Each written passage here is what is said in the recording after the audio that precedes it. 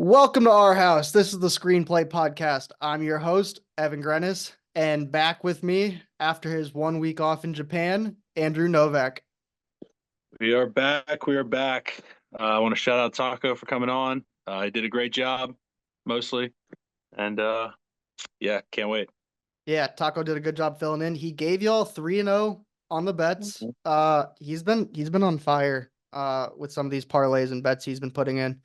I Don't would forget, like to correct one statement of his. go for it. Cam Ward is nothing like Anthony Richardson. That's one of the worst comparisons I've ever heard in my life. For a guy that loves watching college football, is more of a college guy than NFL. I have no idea what he was thinking with that. Caleb Williams, as a comparison, was right there. He's much more of an improviser than a scrambler. But anyway, we'll move on. That was kind of his one little slip up, but we'll allow it. Don't forget to follow us on Instagram, TikTok, and YouTube at screenplay_podcast. New episodes every Wednesday, 8 a.m., wherever you listen to podcasts. We've also partnered with Wager Games. They're giving our listeners a $100 deposit match on the Sleeper app. Head over to our Instagram page, click the link promo code, get your $100 deposit match. I'm looking at it right now. I like the CJ Stroud less than 222 passing yards on Thursday night. Okay, crazy week. Weird stories, Hail Marys. Cowboys and the Jets lose. So great week for me, regardless of what happens. Normally we start with the Monday night game, but we got to get right to the biggest story of the week. The biggest story's got to be Commanders defeating the Bears 18-15. Uh, the Hail Mary play. Tyreek Stevenson.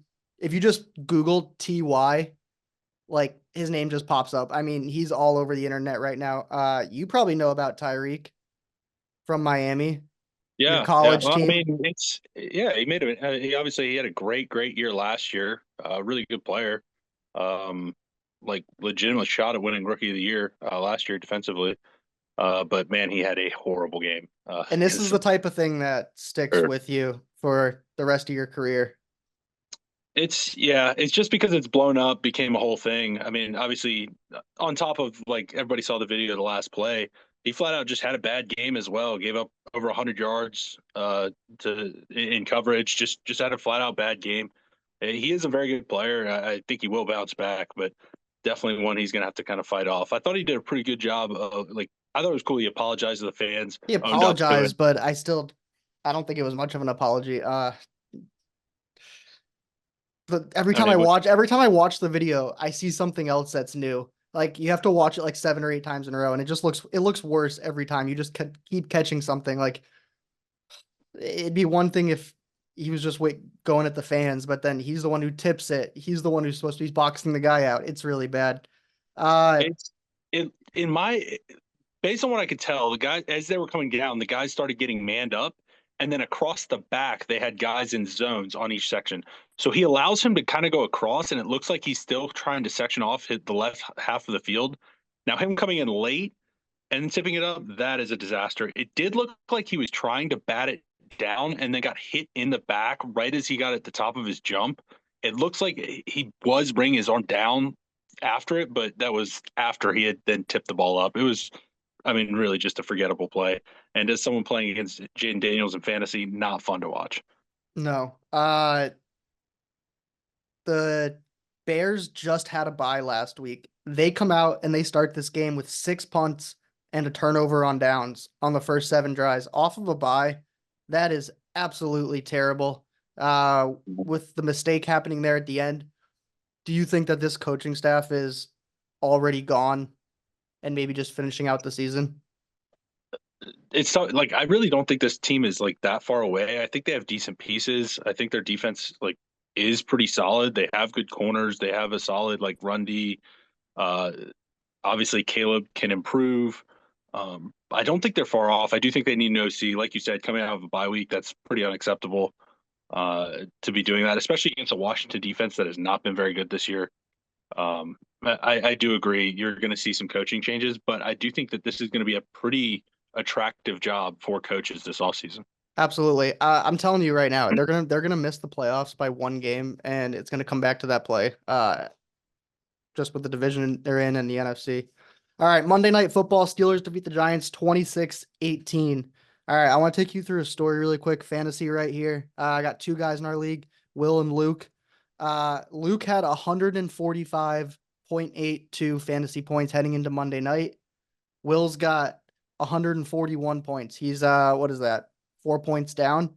Only player left he's got is Steelers D. Steelers D has like 8 or 9 points going into the last few minutes. Like Luke's looking like he's gonna win.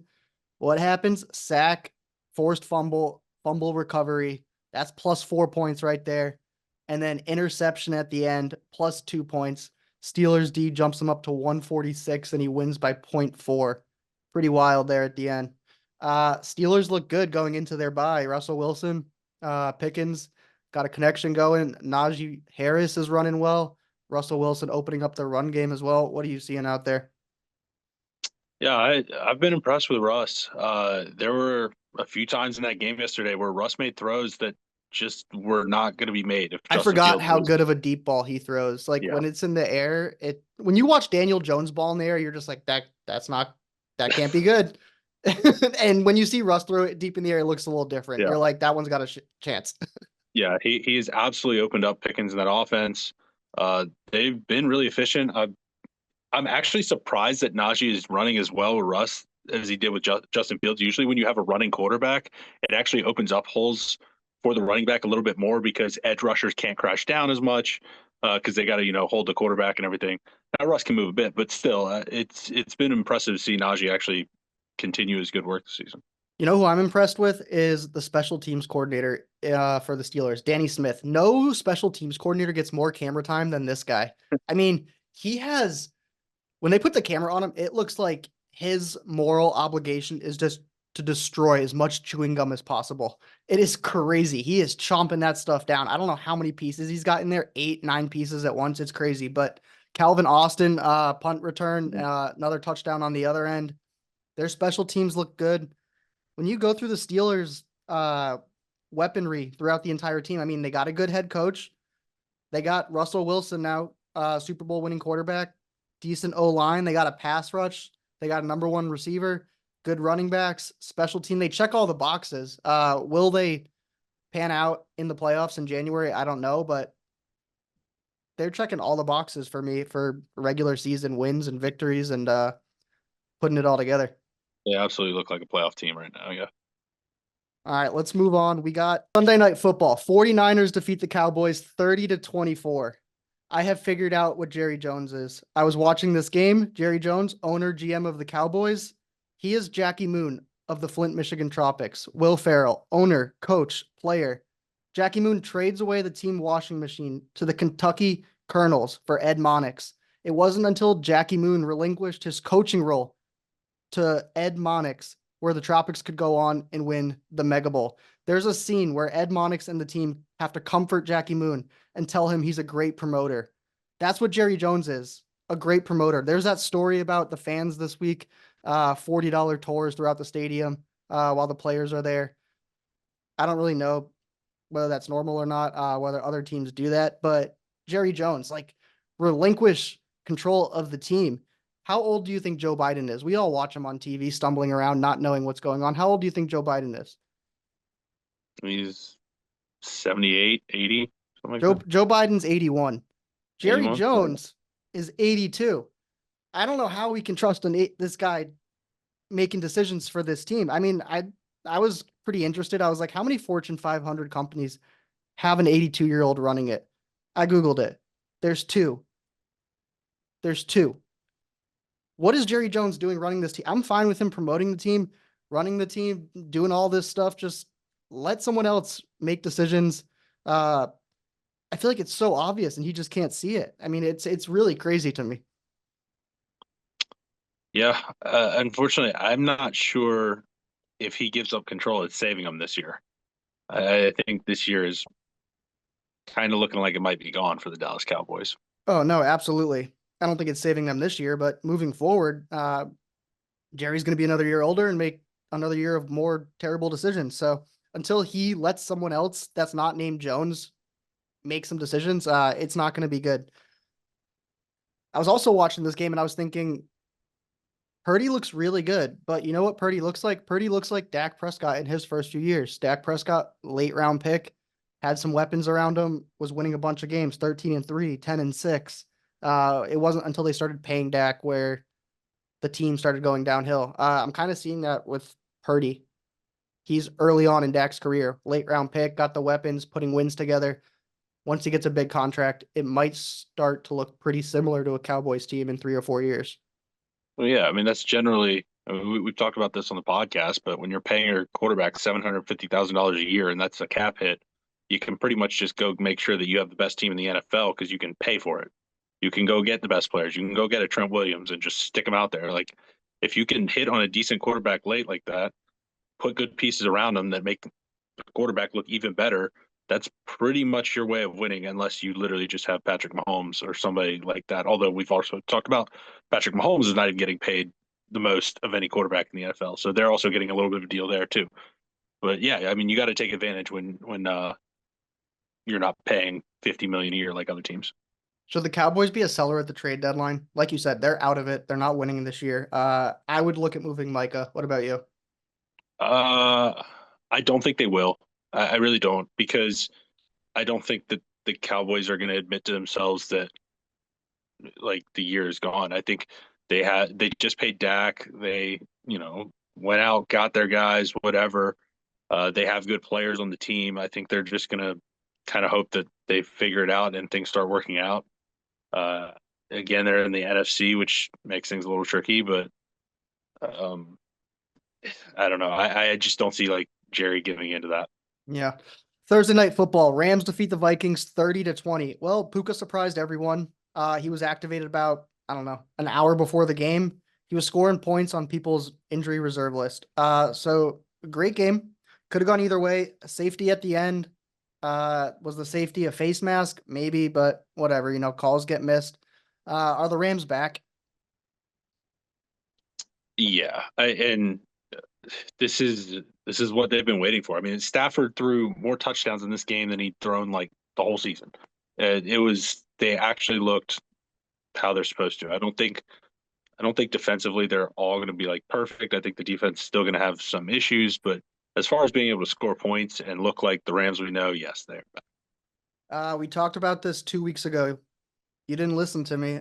Teams after they play the Lions, Mm, worst point differential in football. Last yeah, week, that was the Vikings. So play the Lions, short week, probably not a good spot for the Vikings there. This week, that'll be the Titans. They just played the yeah, Lions. When we yeah. look at the NFC West, I mean, the Cardinals are leading it now at 4-4. It's crazy. So this division is wide open.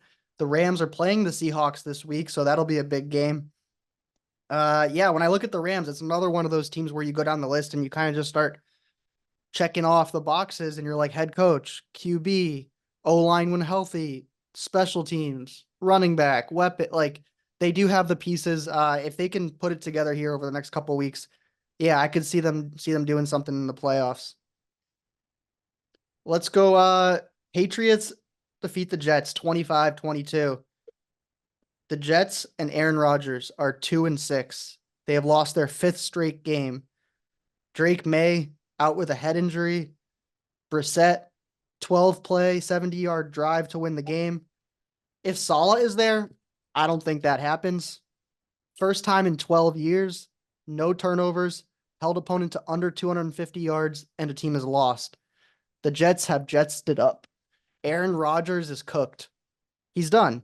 He's toast. He's absolutely terrible. He's 30th in the league in completion percentage. He has Devontae Adams, Garrett Wilson, Brees Hall, Lazard, Conklin. Can't tell me he doesn't have weapons. They had to burn 3 timeouts in the first quarter against the Patriots. I'm not even sure if JV football teams require that. Like, what? 3 timeouts in the first quarter? I play Madden. I play NCAA. I don't have that happen to me. That's bad. That's really bad. Uh, Zach Wilson must be loving this in Denver. He must feel a whole lot better about himself. The Zach Wilson Jets are better than the Aaron Rodgers Jets. All right, that was a lot. What do you got to say about this? Yeah, man.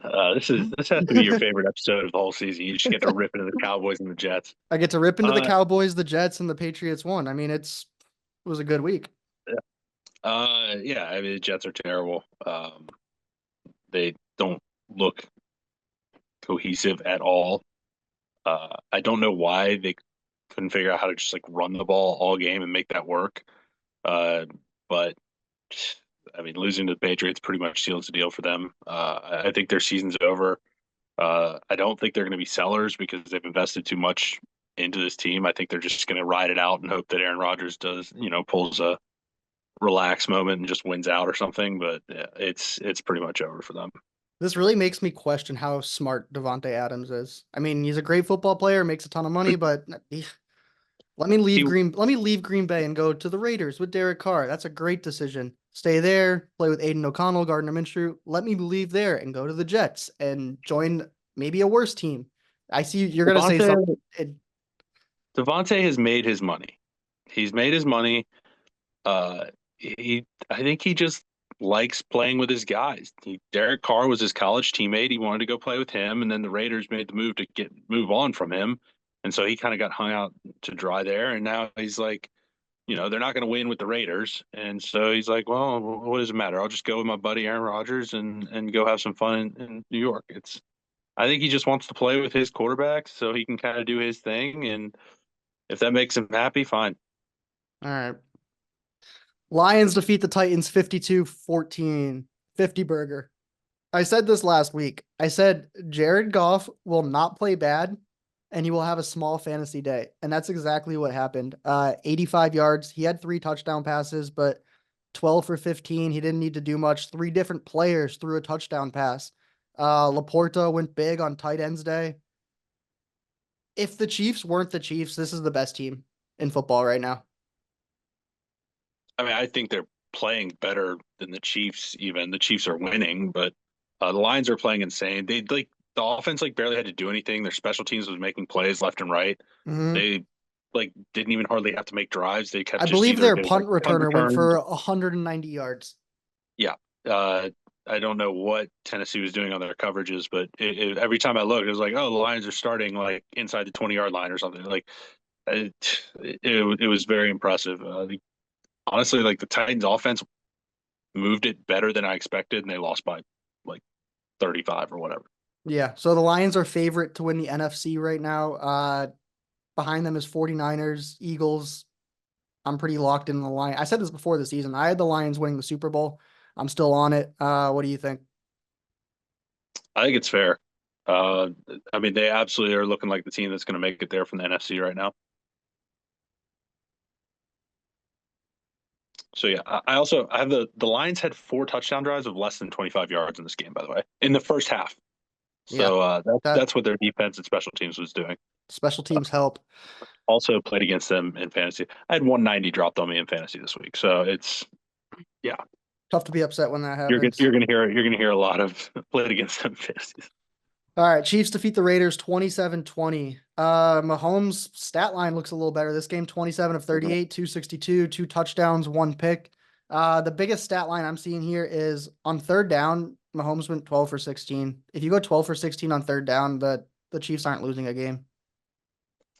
That is a little bit of what I'm seeing. Like the Chiefs are just really running the ball a lot, especially early downs, and so that is getting them in more third and shorts. They're doing a lot of like run pass. I've noticed, but it has been working. They've been moving the chains. They've been possessing the ball. The Chiefs haven't really been blowing anybody out, but that's also because they've been running it so much. Their clocks ticking. Shorter games, they're letting the run game and the defense work. Uh, the only thing that's kind of been holding them back is turnovers. Mahomes just can't get through a game without throwing a pick. But outside of that, the offense has been pretty efficient and just moving their way down the field. All right, upset of the week. Browns defeat the Ravens 29-24. Jameis Winston, man, you've been calling for him. His pregame interview, he kept reiterating belief. He knows he's doing it in a comical way, but when you go out there and you back it up and you win and you throw a bomb at the end, it's all fine. Listen, I love Jameis. Enjoy this while it lasts. Enjoy this moment because he's not about to carry this team on a 5 or 6 game win streak. Like if you really actually watch that game, he had 3 or 4 passes that should have been picked. I mean, I have no idea how the Ravens did not force any he had one in turnovers. the end zone early in the game that there was no receiver within like 5 yards. The pass I before don't. the bomb at the end should have been Yeah, picked up. Like, yeah, we got for to be sure. careful here. He beat the Ravens. The Ravens defense is terrible. It's Uh, so fun to watch. it's so fun to watch, but there are going to be some interceptions Oh yeah, coming in the for next few sure, weeks. for But sure. you love Jameis. Yes, What do you got to say about this? I thought it was a very exciting game. A little bit back and forth. Um, I got a fun little stat. The first, third, and fifth best receiving outputs for the entire season came from the Browns, or for the Browns came in this game. Three of their five best receiving outputs were three different players in this game. That's kind of insane. And that's without So Amari Cooper. yes, yes. And with obviously Jameis, it took one game to get that right. This is what the fans been calling for, and we finally got it. Yeah.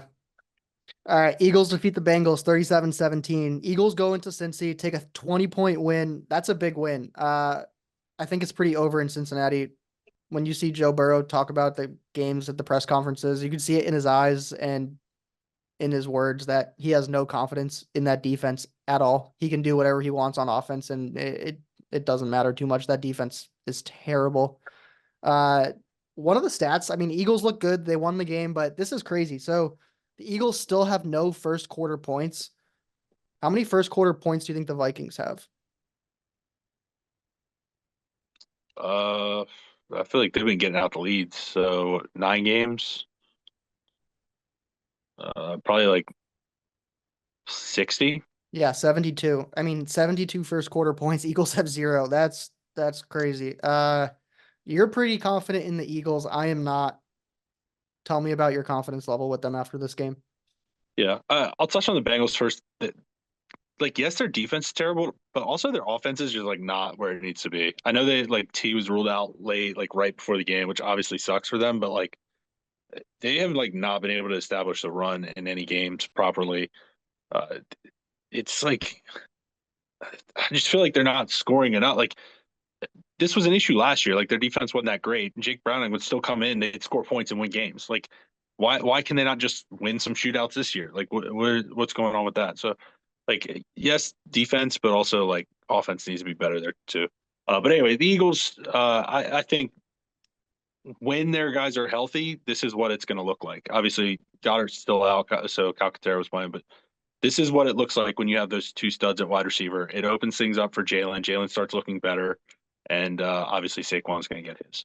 Yeah, when Hurts does not turn the ball over, they're 3-0. And when AJ Brown's playing, he obviously changes the dynamics of that game and Yeah. changes Jalen Hurts.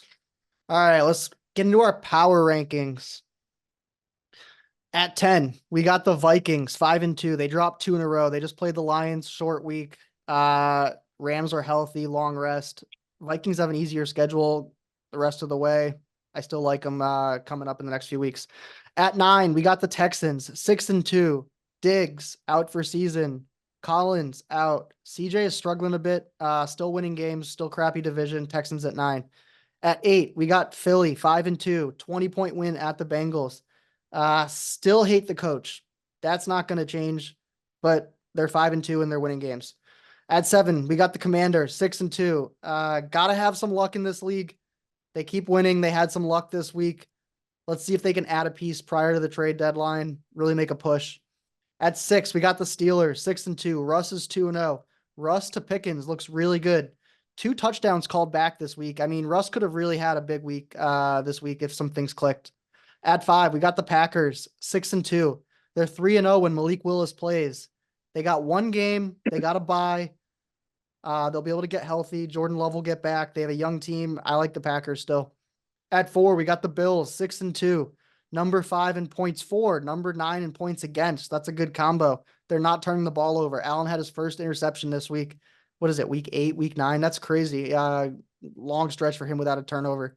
At 3, we got the Ravens 5-3. Number 1 offense. Just added Deontay Johnson.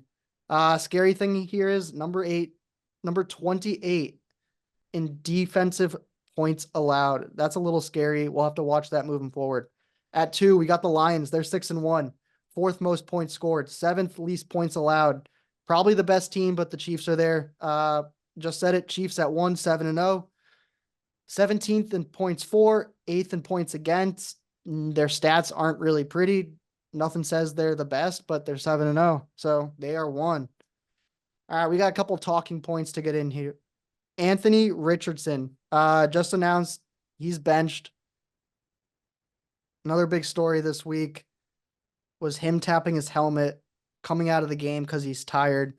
I heard a bunch of players come out with things around the league. Pretty much everyone said you don't come out and tap your helmet for tiredness. And if you do, you lie to the media. You don't say you're tired. That's a really bad look. It's a really bad look. What do you think about that? Yeah, things are weird in India right now. Going to Flacco now is weird. Like Richardson's healthy. Like, why are you not just getting him reps? Like, what is Flacco doing for them? Like, maybe they sneak in the playoffs at 10-7 and then just get smoked. Like, I think they've accepted that they are moving on from Anthony Richardson. Like, I mean, he's terrible, but like everybody knew he couldn't throw when he came out. Like, but you have Shane Steichen, and yeah, he's getting worse. Now has a 44% completion percentage. Anthony Richardson on PFF is the 37th ranked quarterback. The only two quarterbacks below him, Will Levis and Bryce Young. Flacco is the 19th ranked quarterback on PFF. I think when you play the worst quarterback, the players in the locker room know that. mm, You're gonna lose the guys in the locker room if you don't play the better quarterback. I'm looking at it. I mean, Anthony Richardson is the fourth best quarterback in this division. You have Trevor Lawrence, you have CJ Stroud, you have Joe Flacco, and you have him. He's the second best quarterback on his team. So, he's he's not fourth. He's got to be at least. I mean, Mac Jones is better than him. okay, fine. Flacco's Maybe, better than him. I mean, yeah. he's like sixth Well, if it wasn't at for best. Will Levis factual information that he's worse, then yeah, uh, fourth, fifth at best. All right, Mm. trade deadline. So Deontay Johnson traded to the Ravens today. Who are some other players that you think are moving before this trade deadline hits? Yeah, Deontay was the one lock there. I would have told you. I think there's a couple teams that could be looking. I think at wide receiver, I'm thinking KJ Osborne from the Patriots. I do think the Patriots are going to be sellers. They don't have a ton of pieces, in my opinion, that uh, can be moved. I know they just moved Uche, but I think Houston. I think the Chargers, maybe San Fran with IU going down. I think these are all teams that are potential playoff teams that are going to be looking to upgrade at wide receiver. You could add Mike Williams to that list from the Jets. Could be on the trade block. It sounds like obviously Aaron Rodgers doesn't want him there, so he's just got to go or something. And then one I'd be interested to watch would be T. Higgins from Cincinnati. Uh, if Cincinnati is really this bad, like it is possible he could see his way out. And then another position I think teams are going to be looking for is pass rusher. I think Zadarius Smith is probably going to be headed out. I know they just won this past week, but I still think the Browns are going to be selling. And I think Washington would be a great landing spot. They need some pass rush help, and I think he would help there. I agree with that last part, but I see Micah Parsons going to the Commanders. I think they could really In use him. division, I don't know about that. Yeah, yeah. In division, that seems like something only Jerry Jones would be stupid enough to do. Exactly. The last one here that I like, L'Jarius Sneed. I don't think he's having any fun with the Titans. There are some teams that need some help back there. The Ravens need the Chiefs help. But send him right back. yeah, I don't know. L'Jarius Sneed, I could see him being Yeah, moved off as well. All right, so Puka and Cooper Kupp are back. Who are your top three wide receiver duos in the league right now? I wrote them I was down. I pretty. went through them. What are your three, two, one? I was pretty set on 1 and 2. 3, I waffled about, but I ended up going with Devontae and Garrett Wilson. Okay. 2, I've got Cooper Cup and Puka Nakua, and number 1, I think it. I felt very strongly about this. AJ Brown, Devontae Smith. When healthy, that's your best two right there. Interesting. All right. At three, I got Puka and Cup. At two, I got AJ Brown, Devontae Smith. I don't know how these guys aren't in your top three. At one, I got Jamar and T. Higgins. I had them Uh, just outside at at 4. four. Yeah. All right. T's just hurt too much, man. Yeah. Gibbs and Montgomery. They've been going by the nickname Sonic and Knuckles and man, they are good together. So let's go through this. Top three backfields in the NFL. Who do you got? Start with three. Again, three was tough for me, Yep. but I ended up going with Bijan and Tyler Algier. I think Tyler Algier is super slept on. Bijan, obviously, everybody knows is very good, but that's a strong one too. Number two, I actually have Gibbs and Montgomery. I think they're the best true running back combo. Number one is maybe cheating. Derrick Henry and Lamar Jackson. If you combine those, I'm taking that over anything. Okay. I didn't know we were It might be cheating, but that's what I'm I going. didn't know we were playing the Lamar Jackson card there. Okay, but at number three, I agree with you. I got Bijan and Algier. Great combo there. At two, I don't know how this slipped you. Achan and Mostert. I really like that combo there with those two down in South Florida. And at one, I got Gibbs and Montgomery. Mhm. I mean, I think it's the Yeah, best pure duo. running back combo. It's those two. Yeah. All right, we played this game last year. We're gonna get into it again. We got the backup quarterback game. We're gonna go through our top five backup quarterbacks in the NFL. This is spurred from Anthony Richardson and Joe Flacco situation this coming week. Start with five. Who you got? You 5 through 1. Yep. I've got Drew Lock, New York Giants. I am a believer. Thought he's very good coming out of college. I think he can still win you some games.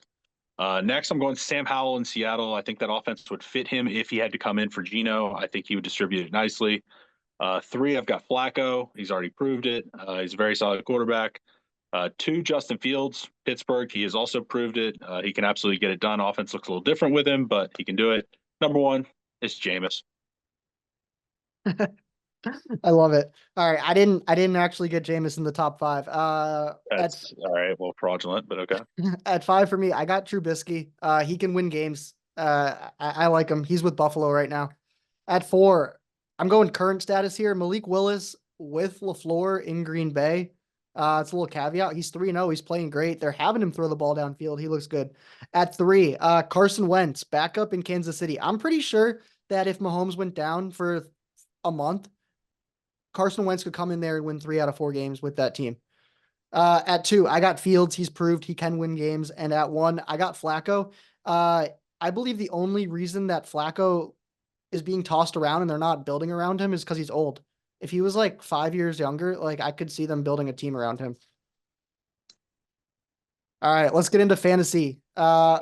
Week 8 boom list. I'm gonna start this off. I'm gonna shout out Cal. He sent me this stat on his own research this week. I didn't know this, but I looked into it and it's crazy. So CeeDee Lamb was the big point getter this week, 39.6 points. After a bye week, CeeDee Lamb always goes off. So last week they had a bye week. This week, CeeDee Lamb, 39.6 points. In 2023, after his bye week, 41 points. In 2022, after his bye week, 38 points. So CeeDee Lamb, after a bye week, drops 40 burgers. I thought that was interesting. Week 8 boom list. Obviously, it was National Tight End Day on Sunday, and every tight end apparently let their quarterback and team know it, because Mhm. if you had a tight end and he did not put up 15, 20 points, you were being lapped by your opponent this week. Let's get into it. Who do you got on this boom list? Yeah, we already talked about CD. Um, you were talking about tight ends, and that's absolutely correct. I'm gonna shout out Kate Otten, got in the end zone twice. It seems to be Baker's number one target right now. Now with all their injuries, Jalen Hurts, huge day, getting in the end zone. Obviously, that's kind of starting to dig into Saquon's value a little bit, but Jalen had a huge game against the Bengals. Lad McConkey finally got it going. He's been solid, but really had an explosion You week weren't against the you Saints this weren't on week. here last week. I said it. I said start Lad. He's going for Yeah, 15 plus. What did he yeah, doubled that, went for he went for 29. 30. Yeah. Yeah. And then Cedric Tillman, he's looking like potentially a huge pickup if you were able to get him last week against the Ravens. Got about 100 yards, 2 touchdowns. Looks to be maybe Jameis' number one target. Yeah. I'm gonna throw Puka in here because he was probably expected to have 0 points. So 18 Yeah. points is a boom compared to 0, I think. James Cook, 28 points. Yeah, a lot of it was tight end action here. Week 8 bust list. There weren't too many of them, but who do you got? Tyler Lockett against the Bills. DK did not play in this game. You would think that'd be a great spot for Lockett. He had one catch. Definitely a bust there, and I'm sure a lot of people started him expecting a big week. Jordan Mason, kind of unfair because he got hurt, but like he was dinged up going to the game. You knew the risks. Dallas, the run D you can get after, and he basically did nothing because he didn't play. Jordan Love playing against Jacksonville, you're like, oh, he's definitely going to go off. Jacksonville, he gets dinged up, doesn't really do anything, can't get anything going. Amari Cooper against Seattle had one catch. I don't know. You would have. He did play more snaps, like he got more into the offense from the previous week, but just basically never got the ball. And then lastly, Amon Ra, he did get in the end zone, which saved him big time because he had two catches for 7 yards. The Lions basically just blew them out so bad that he barely played. Yeah. But that happens sometimes with wide Yeah, receivers. Like your team does so well that why show why put you just get film a game on scripted good? out. Yeah, like you're up 30, 20 points, like they're just gonna run the ball and Mm-hmm. block. I'm gonna throw Pittman on there, 2.6 points, one catch on six targets. I'm guessing that's all of Richardson's fault, but still Completely. 2.6 points. Bengals D -5 points. And DJ Moore, 5 points. Got to be upset with that. You started DJ Yeah. Moore. All right, week 9 starts. Let's get into it. We got two teams on bye this week, Steelers and 49ers. Who do you got? Give me Chase Brown against the Raiders. Raiders is a defense you can expose. Uh, Bengals have not been able to get much of that running game going lately, but they've had some tough matchups. I think this is their get right week. I think Chase Brown gets in the end zone at least once and maybe busts a couple long runs. Josh Downs playing the Vikings. If Flacco is starting, any game Flacco starts, you play Josh Downs. He's going to be a PPR machine. This is Minnesota's their defense has been very good, but they have been susceptible to some past games recently. And then lastly, I mean, it's kind of obvious after the Monday night game, but Tyron Tracy playing against Commanders, defense you can expose. I think he's going to get his this week. All right. Taysom Hill, he's been injured a lot. They're playing Carolina this week. I have He Taysom Hill on my kills the team. Panthers He kills the every Pan. time. I'm looking for Oh, Taysom to it's so get frustrating. 2 touchdowns this week, too. It's very possible. He just destroys the Panthers always. All right, here's a guy you hate, Keon Coleman. I'm sorry, I'm watching him. Josh Allen likes him, and he's throwing to him, and he's catching them, and he's physical. Like before the season, you got me down on him, but I'm watching him play, and like he's kind of a good player. He's gonna Josh let you Allen, down, Rebecca. Josh Allen likes him. All right, D Hop versus Tampa Bay, Monday night game. He's projected for 11 points. Uh, a little extra time to prepare with the Chiefs this week, so I think he does all right. Last one here, Rashad White versus Kansas City. He's going to be Yes. catching a lot of passes with these players hurt, and they're probably going to be losing. So I think Rashad White has a good week. Week 9 sits. Who do you got? I'm a piggyback right off of that. Bucky Irving against KC. I think this is the game where the Buccaneers are down quickly. They're going to be throwing a lot. Bucky can catch, but they seem to like Rashad White a lot more in the passing situations. I think this is going to be a tough game for Bucky. And then Deontay, he just got traded to the Ravens. I don't know how quickly he's going to be in the offense. He might, play limited snaps, and they're also playing the Broncos, who have a very, very strong pass D. I think the Ravens are just going to be leaning on the run this game. Probably need to wait a week before you can get Deontay in the lineup. Yeah, I have Zay Flowers here. Zay Flowers, Deontay. Denver's got Surtain, decent pasty. So I think big run game for the Ravens coming. CJ Stroud versus the Jets. Nico out, Diggs out. CJ Stroud's kind of been struggling a little bit, and the Jets D, they're supposed to be good, but they're not really. But I would keep CJ Stroud on the bench. There's probably some other options this week. J.K. Dobbins versus Cleveland. I think this is just going to be a low scoring game and not many fantasy points anywhere. Last one here, Geno Smith versus the Rams. Geno Smith without DK Metcalf this past week looked pretty bad, I thought. DK's still out. The Rams are getting healthy.